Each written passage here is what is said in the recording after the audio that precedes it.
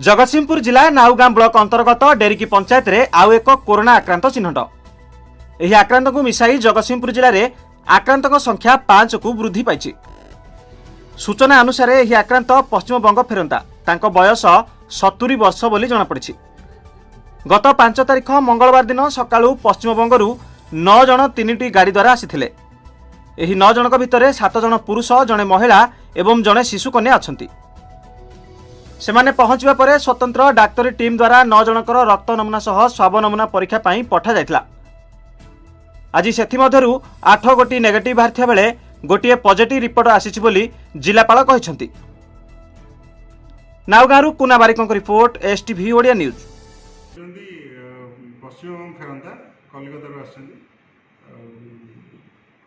बयस 70 वर्ष, कौन प्रकार सिम्पटम ना सी क्वारंटाइन सेंटर रे अछन्ती। केते जन सेठी रहछन्ती एवं केते तारिख दिन से आस्थिले सेठी से माने पर दिन आस्थिले 8 जन लोक आस्थिले। जेहेतु आमे करिछु जे जो माने आसीबो आमे स्वाब नबो तापर करिवु। तेणु से माने डायरेक्टली पळैथिले नुआगा, किंतु आमे जेहेतु करिछु जे यदि स्वाब नथिबो आमे ताको अलाउ करिवुनी। तेणु ताको से गाडी को पुणी फेरे आनिकी आमे एठी स्वाब नैथिलु। ता स्वाब नेला परे तापर ताको लेकरी क्वारंटाइन सेंटर रे रखा नाउगां।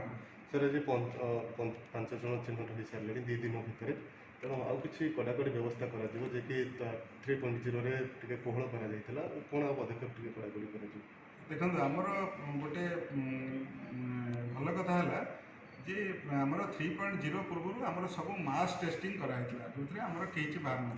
तेणु बर्तमान जो स्वाब गुड़िक बाहर से सब बाहर फेरता एवं आम समस्त को गोटे प्रोटोकॉल रे नौचु, माने समस्त स्वाब दौरान क्वारंटाइन सेंटर रे रखा। तेणु से गाँ सांगे संपर्क बा का सांगे कंटाक्ट करवा सेमती किछि नाही।